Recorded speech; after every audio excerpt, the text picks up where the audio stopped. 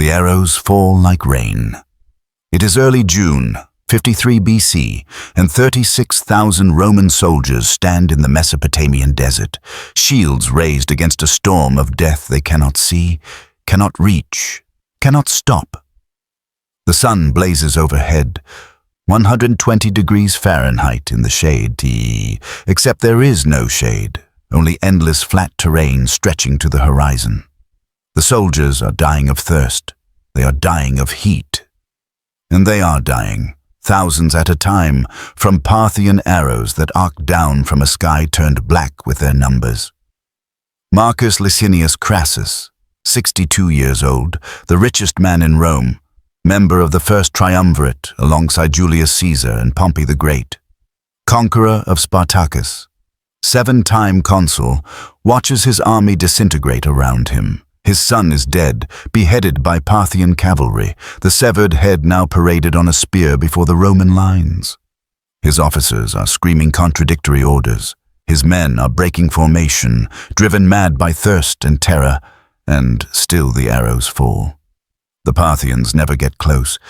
They ride just beyond javelin range, 10,000 horse archers circling the Roman formation like wolves around a dying bull, loosing arrow after arrow, then wheeling away before the legions can respond. When their quivers empty, they ride to the camel train carrying thousands more arrows and return, fresh and deadly. It is a new kind of warfare, and Rome, master of the Mediterranean, conqueror of Gaul and Greece, undefeated for generations, has no answer for it. A legionary named Gaius Petronius, 24 years old from a farm outside Capua, crouches behind his shield and feels the impacts vibrate through wood and bronze and into his bones. 1 arrow, 2, 5, 15. His shield is becoming a pincushion, so heavy with embedded arrows he can barely lift it. The man beside him, Marcus Tullius, his tent mate for 3 years, takes an arrow through the throat and falls, drowning in his own blood. Gaius wants to run. Every fiber of his being screams to drop the shield and flee. But there is nowhere to run. The desert stretches endlessly in all directions. The Parthians are faster than any Roman infantry. To break formation is to die alone. So he crouches behind his shield and prays to gods who seem very far away and waits for the arrow that will find the gap. This is the Battle of Carrhae. This is where Roman invincibility dies. This is where an empire learns the limits of its power and pays for the lesson in blood. This is the disaster that will echo through Roman consciousness for generations, the defeat that proves Rome is not destined to conquer the world, only parts of it, and those parts purchased at terrible cost. 7 Roman eagles, the standards that represent the very soul of the legions, will be captured this day. Crassus will die in humiliation, 20,000 Romans will be killed, 10,000 will be marched into slavery in the distant east, never to see Rome again, and in the swirling dust and blood and chaos, a single question burns. How did it come to this? To understand how Rome's richest man led an army into the desert to die, we must first understand the man himself and the world of the late Roman Republic in 53 BC, a world teetering between greatness and collapse. Born around 115 BC into a wealthy plebeian family, Marcus Licinius Crassus is, by 53 BC, the personification of Roman ambition in all its glory and grotesqueness. His fortune is legendary. He owns most of Rome's real estate, acquired through a combination of shrewd investment and ruthless opportunism. When fires break out, frequent in Rome's crowded tenements, Crassus arrives with his private fire brigade and offers to buy the burning property at a fraction of its value. If the owner refuses, Crassus lets it burn. If they accept, he extinguishes the fire and adds another property to his empire. Crassus understood that in Rome, money was power, explains Professor Philip Matisak, ancient historian at Oxford. But he also understood money's limits. Caesar had military glory. Pompey had the love of the people. Crassus had wealth, but wealth alone couldn't buy the one thing he desperately wanted: respect. By 53 BC, Crassus is estimated to be worth 170 million sesterces, roughly $2 billion in modern terms, though direct comparisons are difficult. He owns silver mines, farms across Italy, hundreds of slaves. He loans money to senators and collects political favors like other men collect art. But money is not enough. In 71 BC, Crassus defeated the slave revolt led by Spartacus, crucifying 6,000 captured rebels along the Appian Way from Rome to Capua, a forest of crosses, a demonstration of power meant to terrify and impress. But Pompey the Great stole the credit, claiming he had finished what Crassus started. The Senate awarded Pompey a triumph. Crassus received only an ovation, a lesser honor. The humiliation burned. Now, in 55 BC, the first triumvirate, the informal alliance between Crassus, Pompey, and Julius Caesar, has divided the Roman world into spheres of influence. Caesar has Gaul, where he is winning spectacular victories and accumulating legendary glory. Pompey has Spain and the love of Rome's masses. Crassus, as governor of Syria, has Syria. It is not enough. It will never be enough. But beyond Syria lies the Parthian Empire, wealthy, exotic, vulnerable, or so Crassus believes. Conquer Parthia, and Crassus will have glory to rival Caesar's conquest of Gaul. He will have wealth beyond even his vast fortune. He will finally have the respect that has eluded him his entire life. He is 62 years old. This is his last chance at immortality. Beside Crassus rides his son, Publius Licinius Crassus, 29 years old, everything his father wishes he could be. Publius has served with Caesar in Gaul, commanding cavalry with distinction, winning praise from the greatest general of the age. He is handsome, brave, beloved by his troops. If Marcus Crassus is motivated by insecurity and ambition, Publius fights from genuine courage and filial duty. "Follow my father to Syria," Publius reportedly said when offered a command in Gaul. "Of course, he gave me life. I will give him my sword." Among the 36,000 soldiers marching into Parthia is Gaius Petronius, our legionary from Capua. Gaius is a farmer's son, conscripted 2 years ago, trained in the brutal efficiency of the Roman legion. He joined expecting to fight rebellious tribes or eastern kingdoms weakened by civil war, enemies Rome has beaten 100 times before. He has never fought an enemy like the Parthians. 300 miles to the east, in the Parthian Empire, a very different kind of commander prepares for war. Surena is approximately 30 years old in 53 BC, less than half Crassus's age, but already one of the most powerful nobles in the Parthian Empire. He commands his own private army, as is the custom among Parthian nobility, 10,000 horse archers and 1,000 cataphract heavy cavalry, the finest mounted warriors in the world. The Parthian military system was fundamentally different from Rome's, explains Dr. Catherine Lomas, specialist in ancient warfare at Durham University. Rome fielded citizen soldiers and allies, a national army. Parthia relied on feudal levies, nobles bringing their own retainers. Surena's army was actually his personal household troops, loyal to him personally, trained from childhood in mounted archery. Surena is young, but he is no amateur. He has already proven himself in battle, helping the current Parthian king, Orodes Thect, win the throne in a civil war. He commands respect, loyalty, and fear in equal measure. He is also calculatingly brilliant. When word reaches Parthia that Crassus is assembling an invasion force, most Parthian nobles dismiss the threat. Rome is far away. The desert is vast and hostile. Let the Romans come. The desert will kill them. Surena thinks differently. He knows Rome's reputation. He knows that underestimating Rome is how kingdoms fall. He begins preparing immediately, drilling his cavalry, stockpiling arrows, studying the terrain, planning not just to defend, but to destroy. Unlike Crassus, who sees this campaign as a path to glory, Surena sees it as a problem to be solved. And he solves problems with ruthless efficiency. The Parthian Empire in 53 BC is Rome's only true peer competitor, a vast domain stretching from the Euphrates River to the borders of India, controlling the lucrative Silk Road trade routes, wealthy beyond Roman imagination. The Parthians are descendants of nomadic tribes who conquered the remnants of Alexander the Great's empire. They combine Persian administrative sophistication with nomadic military mobility. Their cavalry is legendary. Horse archers who can shoot accurately while riding at full gallop, and cataphracts, heavy cavalry in full armor, riding armored horses, wielding 12-foot lances.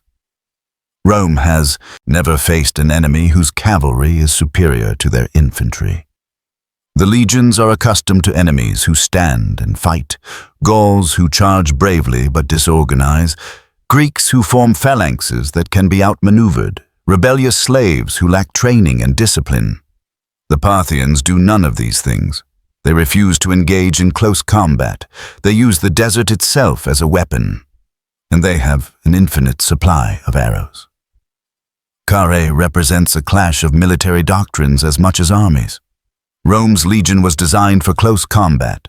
Throw javelins, close with the enemy, use superior training and discipline to win hand-to-hand. But what happens when the enemy refuses to close? When they can kill you from 100 yards away and you can't reach them? Carrhae answered that question brutally. You die. Dr. Adrian Goldsworthy, The Roman Army at War. The invasion of Parthia begins not with a battle, but with a series of decisions, each seemingly reasonable, each a step toward catastrophe. Crassus arrives in Syria in late 55 BC's governor, bringing with him 7 legions, approximately 35,000 men, plus auxiliary, cavalry, and support troops. His first campaign in 54 BC is actually successful. He raids into Mesopotamia, captures several cities, and returns to Syria with plunder and captives. It's enough to convince him that Parthia is weak, divided, ripe for conquest. He ignores every warning sign. Local guides tell him the Parthians are gathering forces. His officers point out that the desert crossing will be brutal. The Senate in Rome, suspicious of his ambitions, refuses to formally authorize the war, making it technically illegal. Crassus doesn't care. Glory cannot wait. Crassus suffered from what we might call success bias, suggests Professor Mary Beard, classicist at Cambridge. He had been successful his entire life in business, in politics, in war against Spartacus. He could not conceive of failure, especially not against an enemy he considered barbaric and inferior. This is the arrogance that kills empires. In the spring of 53 BC, Crassus assembles his invasion force, 7 legions, approximately 28,000 to 32,000 heavy infantry, 4,000 light infantry, and 4,000 cavalry, roughly 36,000 to 40,000 men total. It is a formidable force by any standard, but it is designed for European warfare, not desert combat. The Romans march east from Syria toward the Euphrates River, following the advice of an Arab chieftain named Abgarus, who promises to lead them by the fastest route to the Parthian capital of Ctesiphon. Abgarus is a Parthian agent. His job is to lead the Romans into the desert, away from water sources, into terrain perfectly suited for Parthian cavalry. He succeeds brilliantly. The Roman army crosses the Euphrates River in May, marching into Mesopotamia under a sun that grows more brutal with each passing day. The landscape changes from the relatively green valleys of Syria to the flat, featureless plains of northern Mesopotamia. There are no trees, no hills, no natural defenses, just endless flat terrain under an endless sky. The heat is monstrous. Soldiers in armor, wearing chainmail weighing 40 pounds, carrying shields, javelins, swords, supplies, march through temperatures exceeding 110 degrees. Men collapse from heat stroke. Water consumption skyrockets. Gaius Petronius marches in formation, his feet blistering, his mouth dry as sand. The water ration is 1 cup per day, barely enough to survive, let alone enough to march in full armor through the desert heat. "How much farther?" he asks his centurion, a grizzled veteran named Quintus Cassius who fought in the social war 20 years ago. Quintus shrugs. "As far as the general says. Could be days, could be weeks. Just keep walking. And if the Parthians attack, then we form up, lock shields, and kill them. Same as always." But there is doubt in Quintus's eyes, and Gaius sees it. Crassus's officers are growing concerned. His cavalry commander, Cassius Longinus, the future assassin of Caesar, urges a different route. Follow the Euphrates River, stay near water, avoid the desert. Crassus refuses. Abgarus promises the direct route will bring them to the Parthian army within days. One decisive battle, and the campaign is won. Crassus trusts Abgarus. Or rather, Crassus trusts his own certainty that victory is inevitable. On the night of June 8th, 53 BC, Abgarus slips away from the Roman camp and rides east to warn Surena. The Romans are exactly where Surena wants them. While Crassus marches deeper into the desert, Surena positions his forces with surgical precision. He has approximately 10,000 horse archers, light cavalry mounted on fast horses, each archer carrying a composite bow capable of firing arrows 200 yards. Behind them, 1,000 cataphracts, heavy cavalry in full armor, their horses also armored, wielding long lances and maces. And crucially, he has a camel train carrying thousands of arrows. The Romans expect the Parthian archers to run out of ammunition. They will not. Surena chooses his battlefield carefully. The plains near Carrhae, modern Harran in southeastern Turkey, flat and featureless, no cover, no obstacles, perfect cavalry terrain.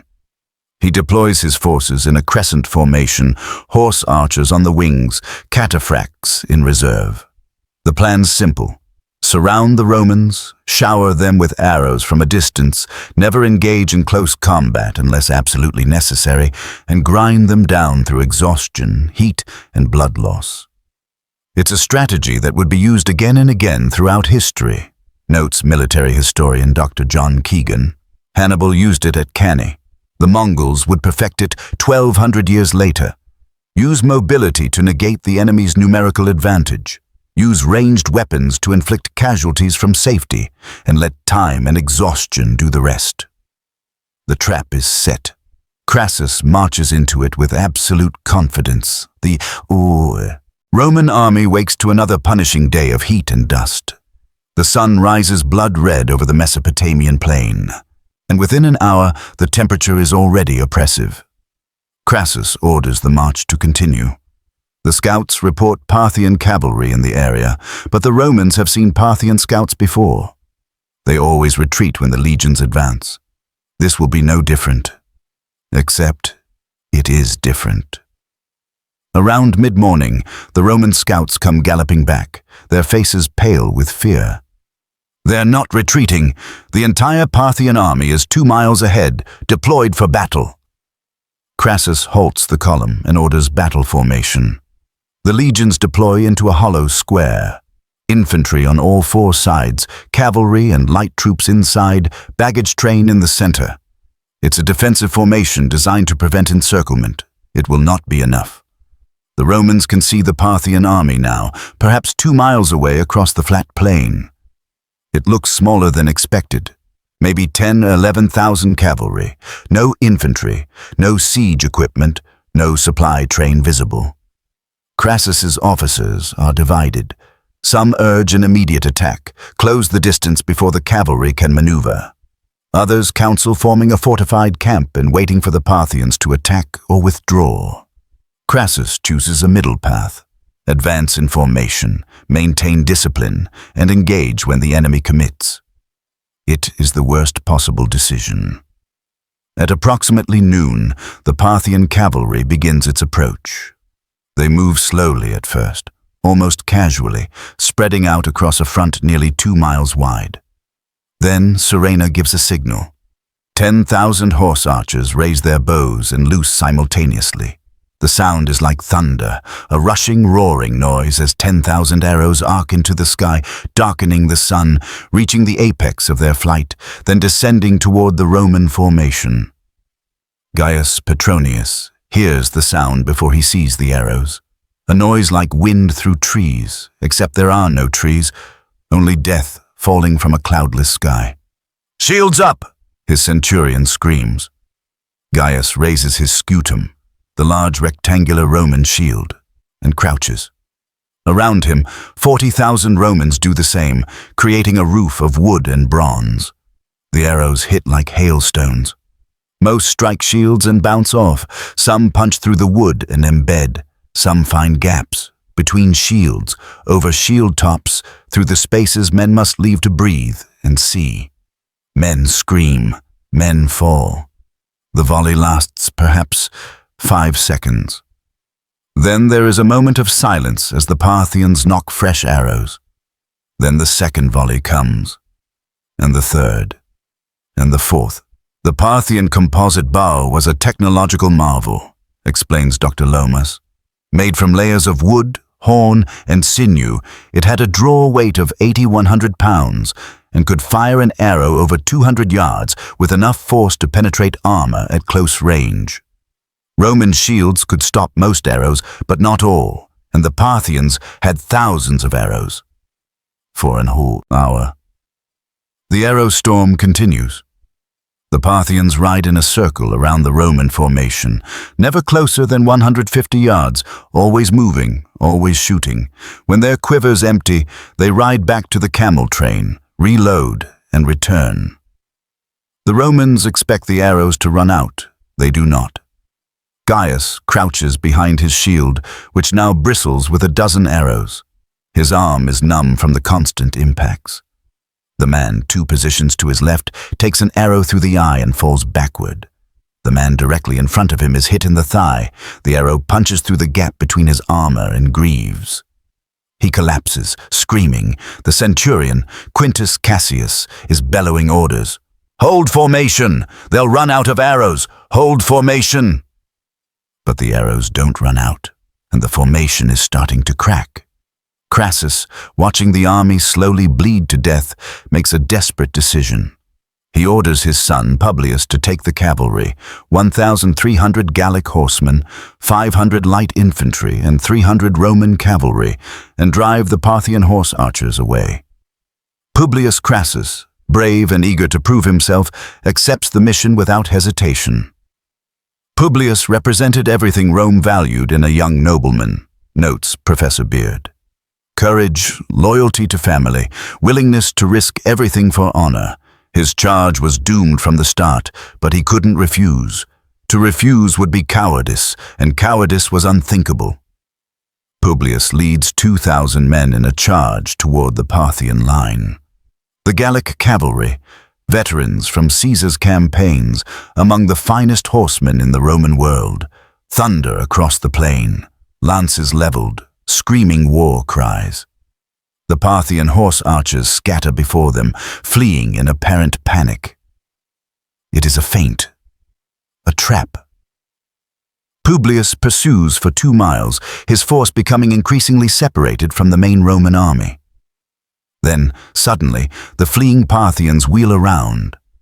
From behind a low ridge, Surena's cataphracts appear, 1,000 armored horsemen on armored horses, a wall of steel and death. The cataphracts charge. If you appreciate stories like this, the forgotten disasters that shaped empires, the battles where courage wasn't enough, the moments when tactical genius defeated numerical superiority, please subscribe to our channel and hit the notification bell. We bring you history not as a list of dates, but as the visceral, human, terrifying reality it was for the people who lived it. Every week, we explore the battles, the blunders, the desperate last stands that changed the course of civilization. Join us as we walk through the blood and dust of the past, because these stories matter. These sacrifices matter, and they deserve to be remembered.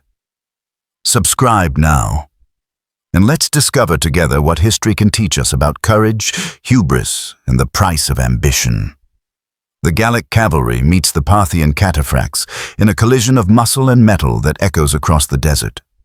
The Gauls are brave, skilled, veteran horsemen. It doesn't matter. The cataphracts are heavier, better armored, wielding 12-foot lances that outreach any sword or spear. Their horses are armored with steel plates that turn aside sword strokes. They crash through the Gallic line like a battering ram through a wooden door. Publius's cavalry is destroyed in minutes. The survivors, Publius among them, dismount and try to form a defensive circle on a low hill. The Parthian horse archers surround them and resume shooting. For an hour, Publius and his men endure the arrow storm. There is no escape. The main Roman army is 2 miles away, unable to help.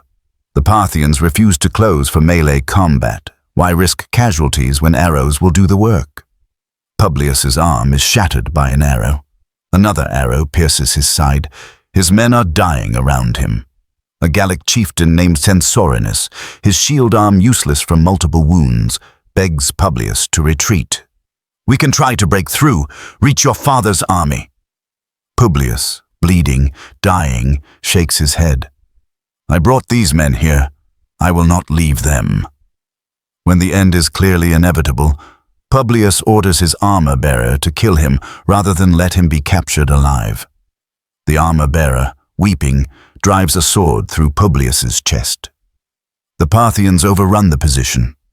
They find Publius's body and decapitate it. They mount the head on a spear and ride back toward the main Roman army. 2,000 Romans are dead.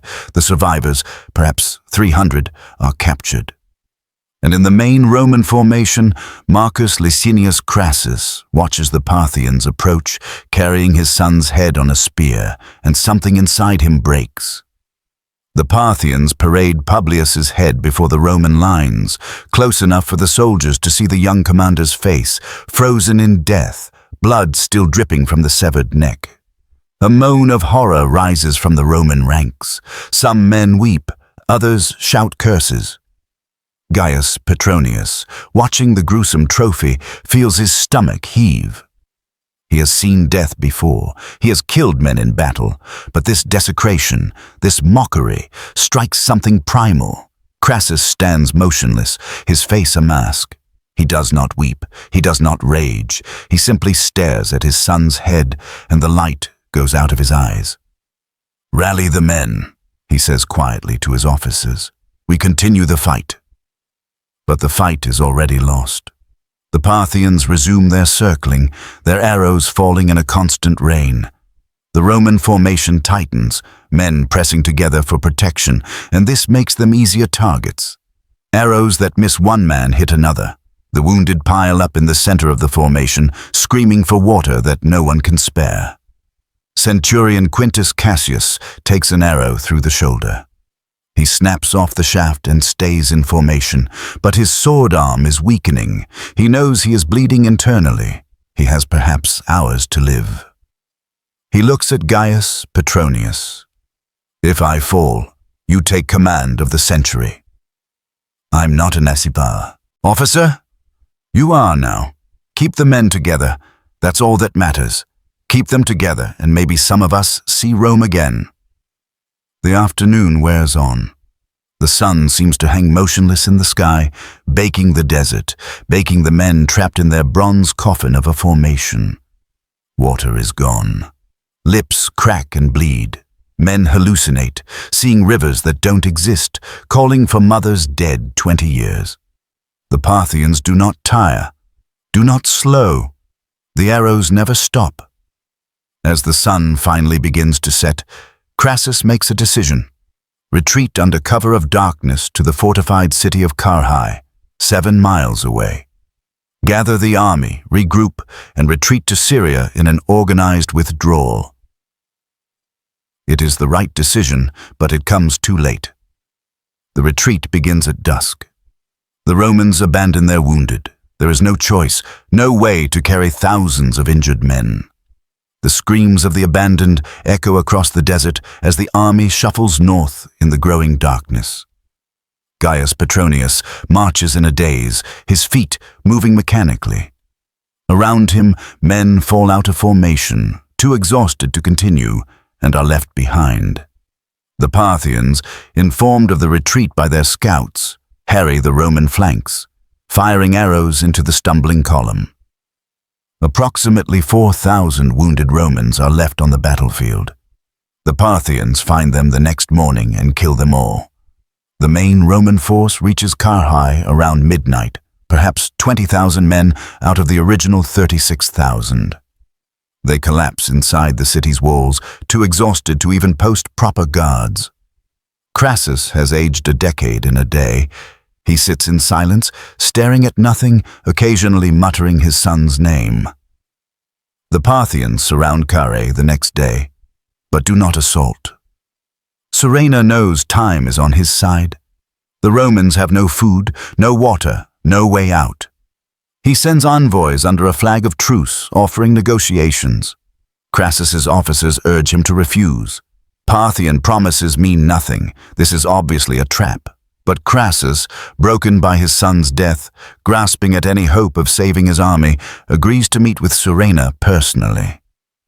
On the morning of June 11th, 53 BC, Crassus and several senior officers ride out to meet the Parthian commander. What happens next is disputed by the ancient sources. Some say the Parthians attack immediately, that the peace offer was always a ruse. Others suggest a genuine negotiation broke down into violence when Roman and Parthian bodyguards clashed. The result is certain. Crassus is killed, either in the fighting or executed afterward.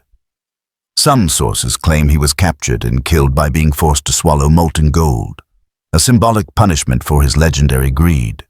Modern historians doubt this detail, but the fact that it was believed shows how Crassus's avarice defined his reputation.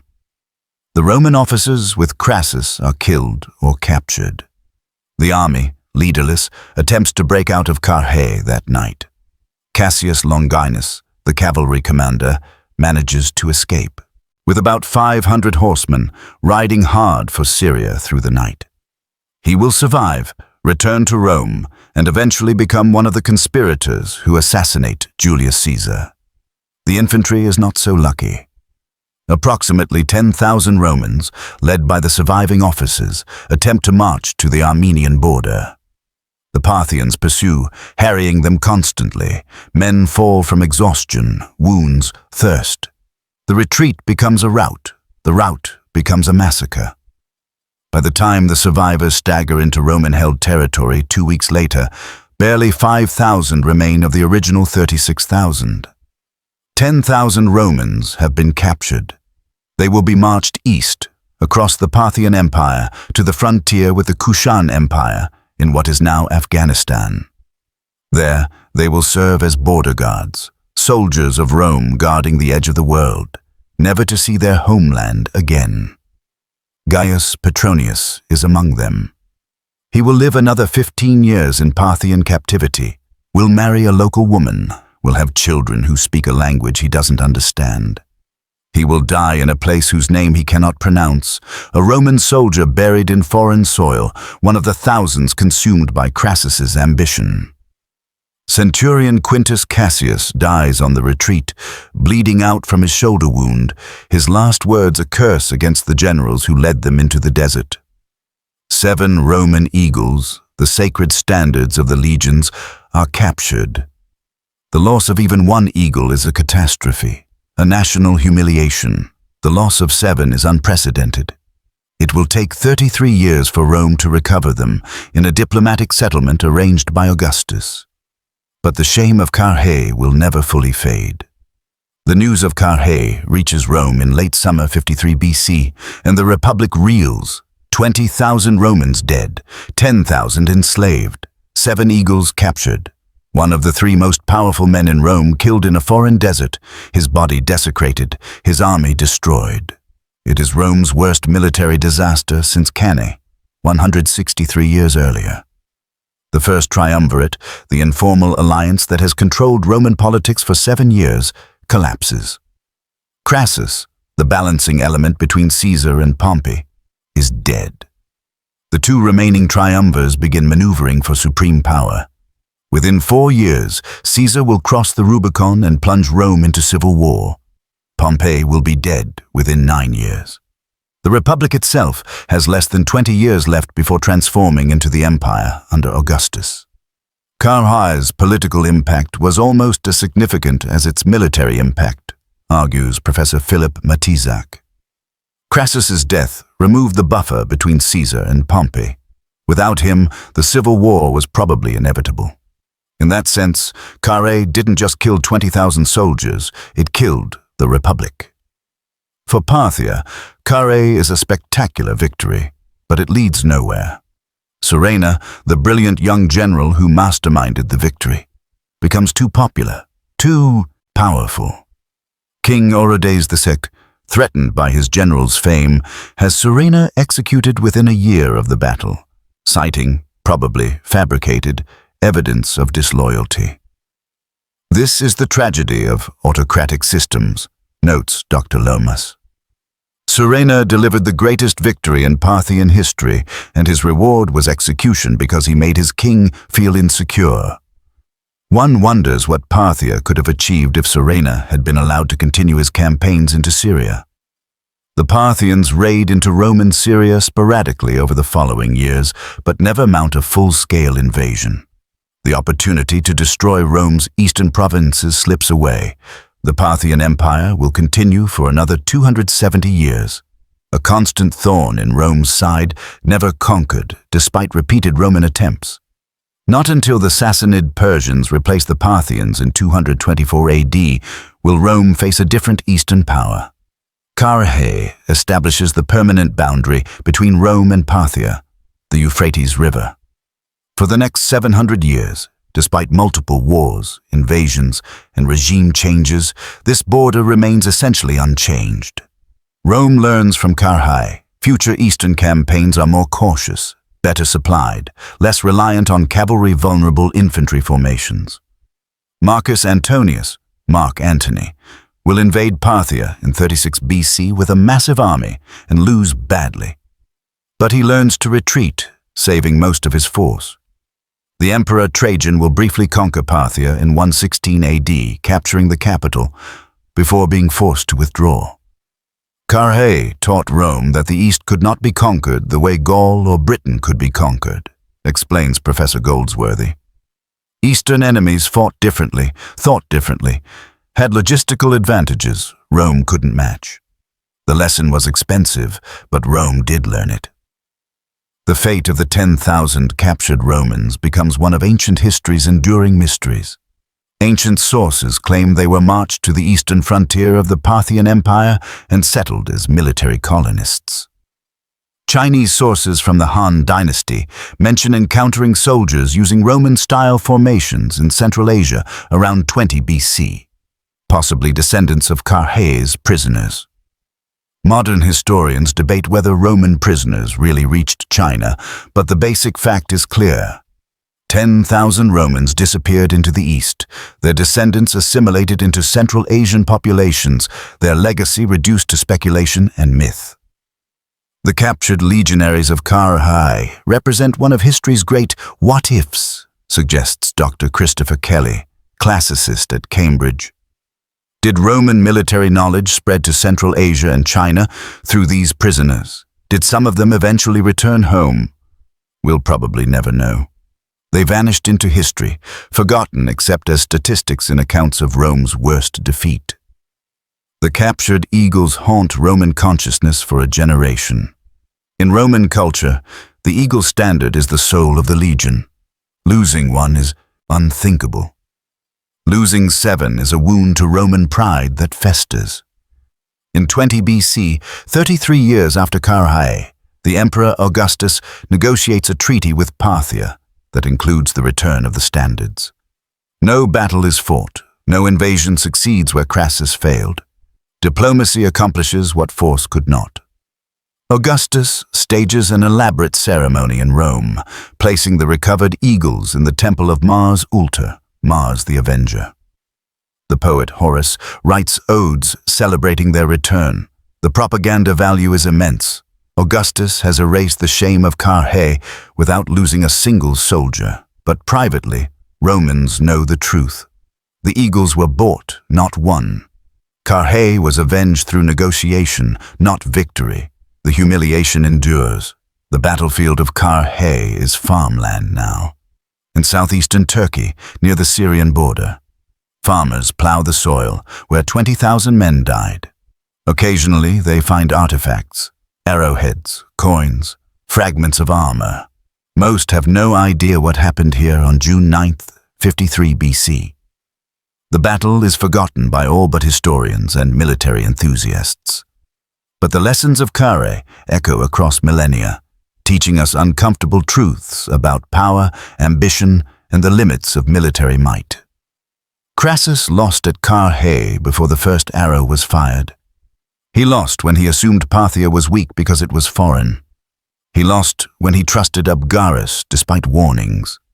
He lost when he chose the desert route despite better alternatives. His arrogance, the certainty that Rome could not be defeated, that his wealth and status guaranteed success, made every subsequent mistake inevitable. Carrhae is a case study in how overconfidence kills, reflects Professor Beard. Crassus had every advantage. More men, better infantry, the backing of Rome's military machine. But he was fighting an enemy he didn't understand, in terrain he didn't know, using tactics designed for a completely different kind of warfare. His assumption of superiority made him blind to reality. That's how empires fall, not from lack of strength, but from inability to see their own weaknesses. Modern parallels abound. Great powers invading foreign lands with confidence in their military superiority, only to discover that technology and numbers cannot compensate for local knowledge, different tactical approaches, and hostile terrain. Afghanistan, Vietnam, Iraq. The pattern repeats because the lesson is hard to learn. Assuming victory guarantees defeat. Rome in 53 BC is the dominant military power in the known world. It has conquered Gaul, Spain, Greece, Asia Minor, North Africa. It fields the finest infantry in history. Its generals are experienced, its soldiers disciplined, its resources vast. None of it matters at Carrhae. The Parthians win not through superior numbers, they were actually outnumbered, but through superior tactics matched to terrain. They use mobility against slow-moving infantry. They use ranged weapons against troops designed for close combat. They use the desert itself as an ally. Military power is contextual, notes Dr. Goldsworthy. The Roman legion was unbeatable in the terrain, and against the enemies it was designed to fight. But put it in the desert against mounted archers, and all its advantages become liabilities. Heavy armor becomes a heat trap. Close formation discipline becomes a target. Superior numbers mean nothing if you can't close with the enemy. Carrhae proved that absolute military dominance doesn't exist, only dominance in specific contexts. This lesson resonates in our own era. Technological superiority, firepower, training, all these matter less than understanding the environment and adapting to it. The superpower that cannot adapt is just a target with more resources. But perhaps the deepest lesson of Carrhae is about the price ordinary people pay for the ambitions of the powerful. Crassus wanted glory and wealth. That desire killed 30,000 men who had no voice in the decision. Gaius Petronius, our fictional legionary, who represents thousands of real soldiers, did not choose to invade Parthia. He was conscripted, trained, ordered to march into the desert, and died, or was enslaved, for someone else's dream of conquest. The tragedy of Carrhae is repeated throughout history, reflects Professor Kelly. Ambitious leaders gamble with other people's lives. Young men die in deserts and jungles and mountains, fighting wars they didn't start, for causes they barely understand, while the politicians and generals who sent them there write memoirs justifying their decisions. We remember Crassus. Barely. We don't remember Gaius or Quintus or the thousands like them who actually paid the price. This is why we must tell these stories. not to glorify war, but to remember its cost, not to celebrate conquest, but to acknowledge the suffering it creates. Every casualty statistic represents a human being. Someone's son or father or brother, a person with hopes and fears and dreams, reduced to a number in a historical account. 20,000 dead at Carrhae, 10,000 enslaved, 7 eagles lost. Behind those numbers are 30,000 individual tragedies, 30,000 families who lost someone, 30,000 lives extinguished in the service of one man's ambition. Carrhae should have taught Rome humility. It should have demonstrated the limits of power and the dangers of overreach. It didn't. Within 20 years, Mark Antony invades Parthia with another massive army and loses badly. Trajan tries again, 67 years after that. The Romans never fully learn the lesson because the temptation of conquest is too seductive. We haven't learned it either. Every generation produces leaders who believe they are different, that this time will be different, that their invasion will succeed where others failed. Every generation produces soldiers who pay the price for that hubris. Carrhae happened 2,077 years ago. The pattern it exemplifies is as old as our civilization and as current as today's headlines. Picture Gaius Petronius in his final years, an old Roman soldier living in a mud-brick house on the edge of the Parthian Empire, his grandchildren speaking a language he learned too late in life to ever master. Sometimes, in the cool of evening, he tells stories of Rome to anyone who will listen. Stories of the city on 7 hills, of marble temples and crowded forums, of a republic that spanned the world. His grandchildren listen politely and do not believe. Rome is a fairy tale to them, as distant and unreal as the gods their grandfather still prays to in secret. He does not tell them about Carrhae, about the arrows that fell like rain, about watching his friends die, about the centurion who bled out on the retreat, about the moment he realized he would never see home again. Some memories are too heavy to share. He dies in his sleep at age 53, far from the farm outside Capua where he was born, and is buried according to local custom by people who barely remember that he was once something other than what he became. There is no marker on his grave, no memorial, no record that Gaius Petronius ever existed. He is one of 30,000 forgotten men who died or lost their freedom because Marcus Licinius Crassus wanted glory. The desert wind blows over the battlefield at Carrhae, as it has for over 2,000 years. The sand shifts and settles. The bones have long since turned to dust. But the lesson remains, carved in blood and written in loss. That power without wisdom is catastrophe, that arrogance is always punished, that empires have limits, no matter how mighty they believe themselves to be, that the cost of ambition is paid in lives that cannot be recovered and wounds that never heal. On June 9th, 53 BC, Rome learned what it means to fail. 30,000 soldiers learned what it means to be sacrificed, and history recorded a lesson that we still, to this day, struggle to understand. The arrows of Carrhae fell 2,077 years ago. Their lesson still flies true. The Battle of Carrhae was fought on June 9th, 53 BC, near the town of Carrhae in Mesopotamia, modern Haran, Turkey. Roman forces, 36,000 to 40,000 under Marcus Licinius Crassus. Casualties, 20,000 killed, 10,000 captured, 4,000 wounded who died later.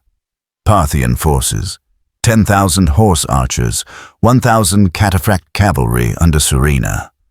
Casualties, unknown, probably minimal. Marcus Licinius Crassus, killed June 11th, 53 BC, age 62. Publius Licinius Crassus, killed June 9th, 53 BC, age 29. Serena, executed by King Herodes II, approximately 52 BC. The 7 captured Roman eagles were returned to Rome in 20 BC through diplomatic negotiations by Emperor Augustus. The fate of the 10,000 captured Roman soldiers remains one of ancient history's enduring mysteries. We remember them all, victor and vanquished, general and soldier, the famous and the forgotten.